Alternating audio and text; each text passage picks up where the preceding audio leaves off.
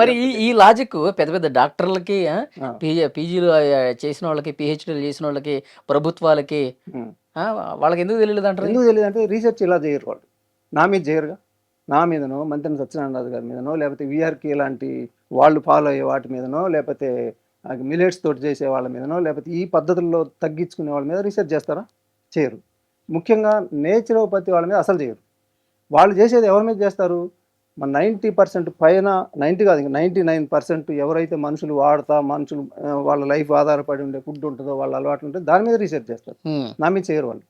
ఎందుకు చేయరంటే ఇది అవసరం లేదు వాళ్ళకి. ఉమ్, మరి రీసెర్చ్ అదే కదా చెప్తారు. ఆ రీసెర్చ్ చేయాలి సార్. ఇప్పుడు వాళ్ళని తప్పు పట్టడానికి లేదు, ఎవరిని తప్పు పట్టకూడదు. ఎందుకంటే అది అలా దాన్ని ఒక వందల సంవత్సరాల నుంచి అదే జరుగుతూ వచ్చింది. ఉమ్, ఇప్పుడు వాళ్ళు ఆ రీసెర్చ్ చేస్తారు, ఆ రీసెర్చ్ మొత్తం అన్ని ఆ ఫలితాలు వస్తాయి, దీని మీదనే మెడిసిన్ కనిపెడతారు కదా, ఆ మెడిసినే ఇస్తారు.